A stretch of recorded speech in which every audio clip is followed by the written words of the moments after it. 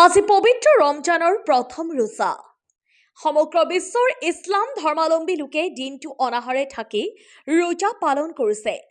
বৰপেটাৰ খাৰুৱাপাৰাত পহিলা ৰমজানৰ দিনাই ইফতাৰ পাৰ্টি। বৰপেটাৰ খাৰুৱাপাৰা তাঁতিকুচি উদীয়মান যুৱ সমাজৰ ঐতুকত এই ইফতাৰ পাৰ্টি। বিগত বৰ্ষৰ দৰে এইবেলিও উদীয়মান যুৱ সমাজে আয়োজন কৰা এই ইফতাৰ পাৰ্টিত অংশগ্ৰহণ কেইবা শতাধিক ৰোজাদাৰৰ। সমূহীয়াভাৱে ইফতাৰ কৰি সমাজৰ শান্তি সম্প্ৰীতি অটুট থকাৰ বাবে আল্লাহৰ ওচৰত দোৱা কৰে সকলোৱে। বিভিন্ন জাতি ধৰ্মাৱলম্বীয়ে এই ইফতাৰ পাৰ্টিত অংশগ্ৰহণ কৰি ভাতৃত্ববোধৰ এনাজৰী অধিক টনকিয়াল হোৱাৰ বাবে দোৱা কৰে। নিউজ ডেস্ক ৰিপৰ্ট, পি সংবাদ। আমাৰ এই অনুষ্ঠানটো পৰিচালনাৰ ক্ষেত্ৰত আজি মোটামুটি 15টা দিন ধৰি দিনে নিশাই যিসকলে কষ্ট কৰি আছে আমাৰ উদীয়মান যুৱ সমাজৰ প্ৰতিজন সদস্যকে আমি আমাৰ উদীয়মান যুৱ সমাজৰ তৰফৰ পৰা আন্তৰিক ধন্যবাদ জ্ঞাপন কৰিছোঁ। আৰু ইয়াতে যিসকলে আমাৰ এই কাৰ্যসূচী বা এই অনুষ্ঠানটোত সফল হোৱাৰ বাবে যিসকলে সহায় সহযোগ আগবঢ়াইছে তেওঁলোককো আমি আমাৰ উদীয়মান যুৱ সমাজৰ ফালৰ পৰা আন্তৰিক ধন্যবাদ ও পবিত্ৰ মাহে ৰমজানৰ শুভেচ্ছা জ্ঞাপন কৰিছোঁ। এইটো আমাৰ দক্ষিণ খাৰুৱাপাৰা দক্ষিণ তাঁতিকুচি উদীয়মান যুৱ সমাজৰ দ্বিতীয় বাৰ্ষিক আমাৰ ৰমজান মাহে ৰমজানৰ প্ৰথম দিন।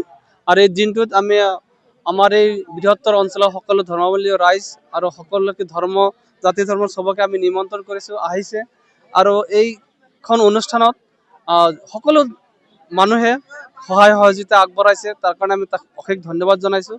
আৰু এইটোৱে বাৰ্তা দিব খুজি আমি উদীয়মান যুৱ সমাজৰ পৰা যাতে সকলোৱে আমি মিলা প্ৰীতিৰে শান্তি সম্প্ৰীতিৰে বসবাস কৰিব পাৰে আৰু সকলোতে যাতে এটা ভাল বাৰ্তা বহন কৰিব পাৰোঁ আৰু সামাজিক উন্নয়নত কাম কাজ কৰিব পাৰোঁ, তাৰ কাৰণে আমি যুৱ সমাজৰ ফালৰ পৰা এটা চেষ্টা কৰিছোঁ যাতে আৰু ভৱিষ্যতেও যাতে কৰিব পাৰোঁ, তাৰ কাৰণে আমি ৰাইজৰ পৰা আশীৰ্বাদ বিচাৰিছোঁ আৰু এনেকৈ সহায় সহযোগ দিব বুলি মই আশাবাদী। আৰু ধন্যবাদ।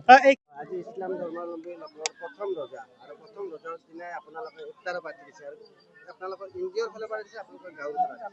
আসসালামু আলাইকুম। আজি